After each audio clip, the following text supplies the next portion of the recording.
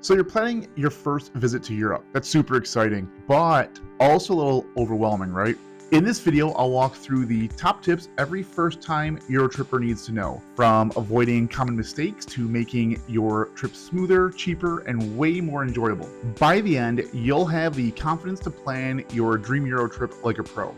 These are things that I wish I knew on my first trip so that every one of my trips has gotten better and more streamlined and more affordable each time I've gone back to Europe. Welcome back to the channel. If we haven't met, my name's Craig and I want to help you travel to Europe affordably and with confidence. In 1999, I backpacked through Europe for the first time for 3 months on a budget of $3,500 as a broke college student. I slept in hostels, on trains, and even in a zoo. Since then, I've traveled to Europe solo, with friends, my wife, my children, and even my parents. I've made plenty of mistakes, but I've also learned from those mistakes and learned how to stretch my budget and travel smarter. If I could figure out Europe as a broke college student, you can absolutely plan your own trip without stress or overspending. I know how overwhelming that first trip can feel, but I'm here to help you avoid common pitfalls and travel with confidence. So if you're ready to turn your European travel dream into reality, let's make that happen. So I'm going to walk through 10 tips to help you travel to Europe for the first time affordably and with confidence. Tip number 1 is to pack light. Overpacking is one of the biggest mistakes first-time travelers make. You think you need outfit options, extra shoes, and just-in-case items. But trust me, you can get by with a lot less than you think you can. And lugging a heavy bag, or worse, multiple bags, upstairs, over cobblestone streets, and onto packed trains is just not fun. Stick to one carry-on sized bag plus a small day bag or backpack. Bring versatile clothes that mix and match. Wear your bulkiest items on the plane, and remember, you can always wash clothes on the road at laundromat or at your Airbnb or hotel, and a small bag forces you to be intentional on what you bring and makes travel a lot easier. Tip number 2. Do your research before your trip. You don't need to know 1,000 years of Europe's history, but having a little bit of knowledge about the places you're visiting will make your trip so much more interesting. Plus, having a solid grasp of where you're going and open and close times for the attractions that you want to visit saves time, stress, and money. Before you go, learn a little bit about the places, cultures, and must-see monuments of the cities and countries you're going to visit. Read a book about the Romans if you're planning to go to Rome. Watch a movie about Ireland's troubled past if you're going to Ireland. Listen to a podcast about Greek mythology or anything to give you a foundation of knowledge about what you'll see on your trip. It makes dead art and monuments in old towns come to life. Also, learn the basics. Know how to get from the airport to your accommodation, local transportation options, currency exchanges, cultural norms, and tipping etiquette. These little things will help make your trip more smooth and enjoyable. This way, you're not wasting your first day figuring out things that could have been learned with a little bit of research in advance. Tip number 3. Plan a logical route so you minimize backtracking. Europe may look small and compact on a map, but poor route planning can eat up your time, energy, and budget. Trains and budget flights make it easy to hop between destinations, but zigzagging across the continent and backtracking to places you've already been is inefficient and costly. Instead of randomly picking destinations, plan your route geographically. Group nearby cities and towns and move in a logical direction, whether it's north to south, east to west, or in a loop. This way, you're not wasting hours or even full travel days retracing your steps.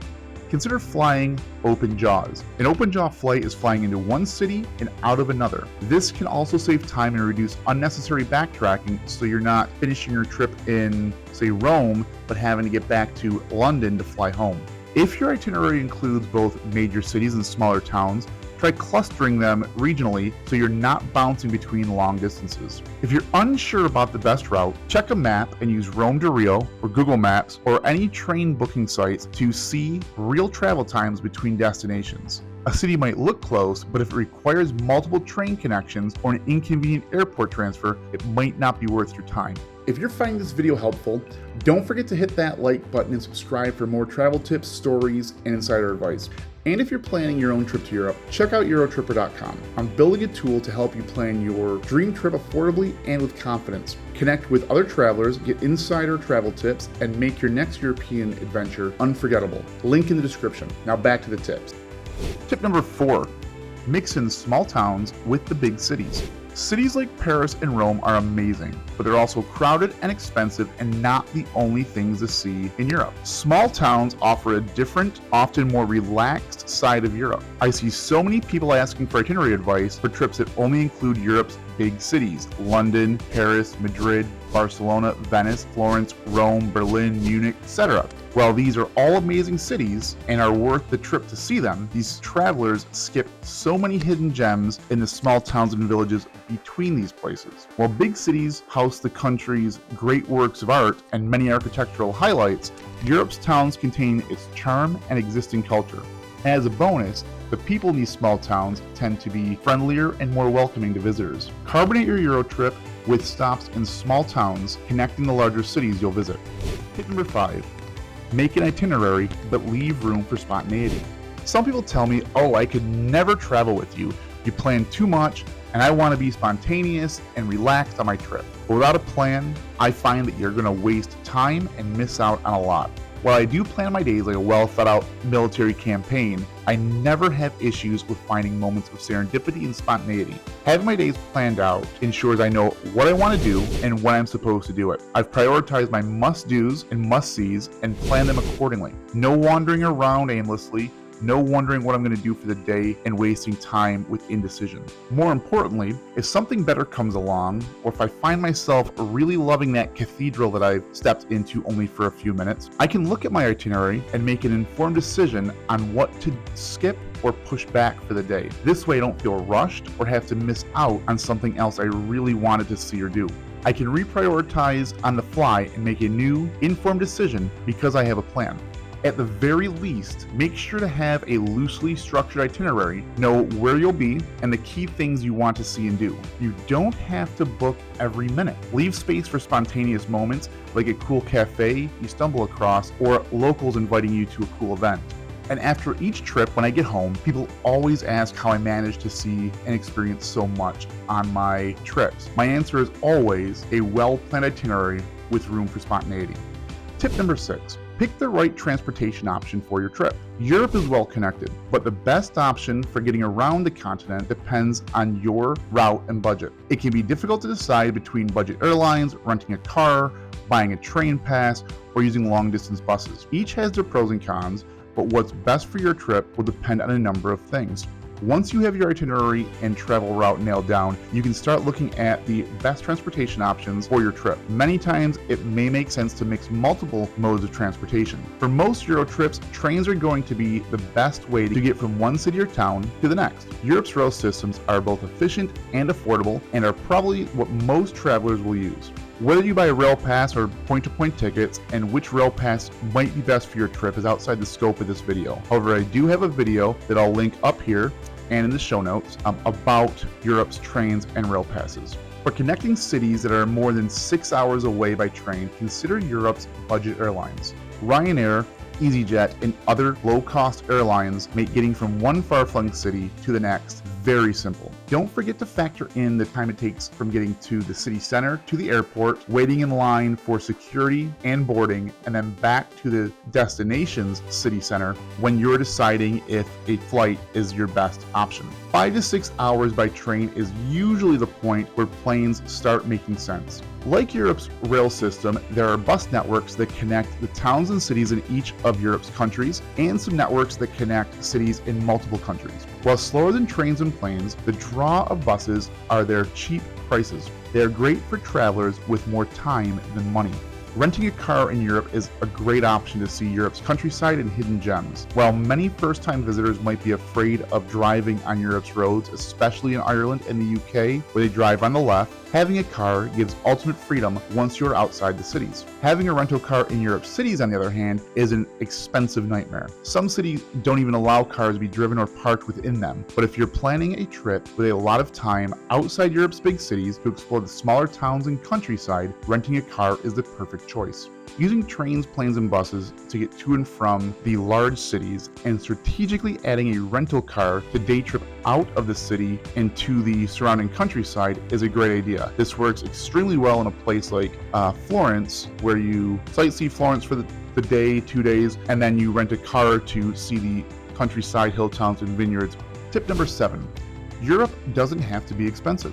Many first-time travelers assume Europe is only for those with big budgets, but that's simply not true. With the right strategies, you can explore the continent affordably without sacrificing amazing experiences. Traveling on a budget isn't about missing out. It's about spending smart so your money lasts longer. Here's how.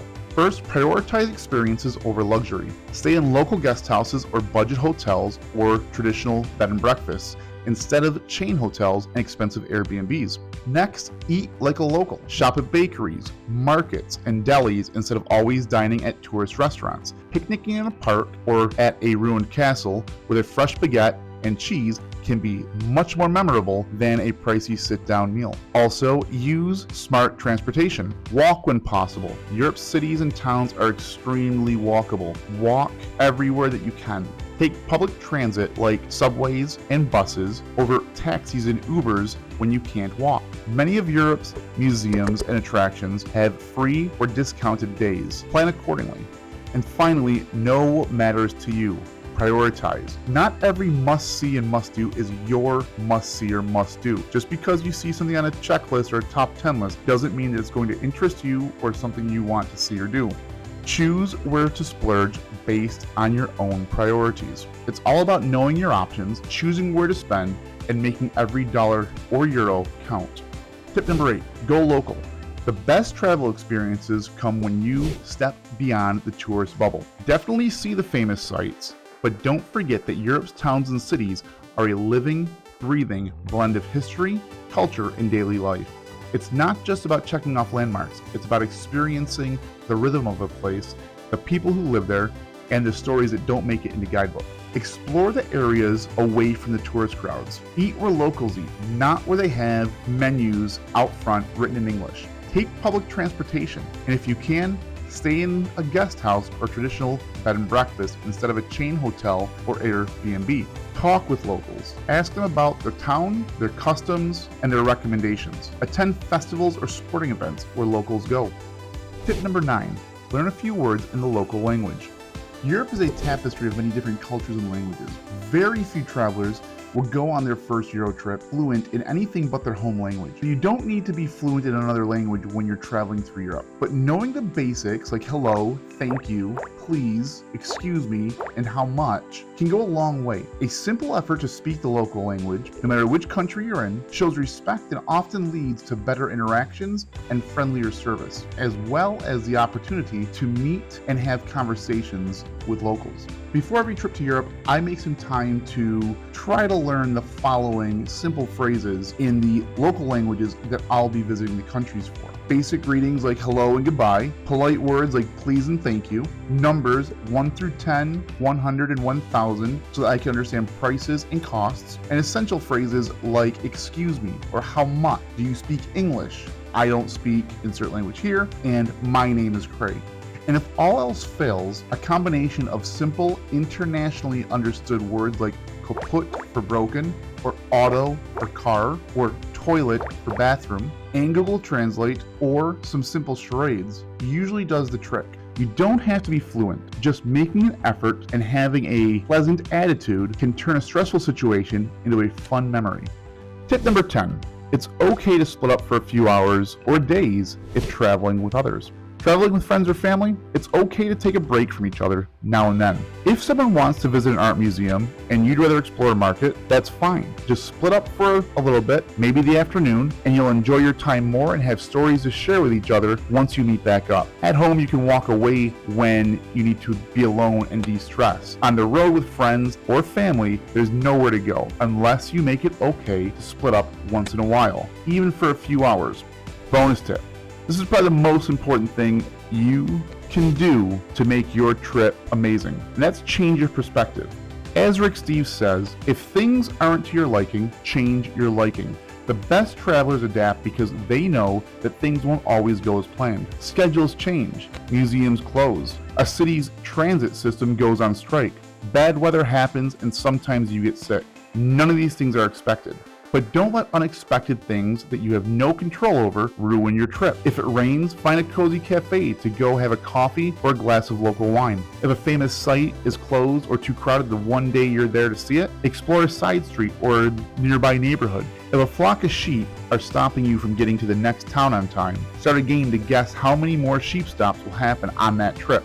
If your hotel room is not what you pictured because of the photos on the website, so what? You're not there to spend time in the hotel room, you're there to spend time exploring the city or town you're visiting.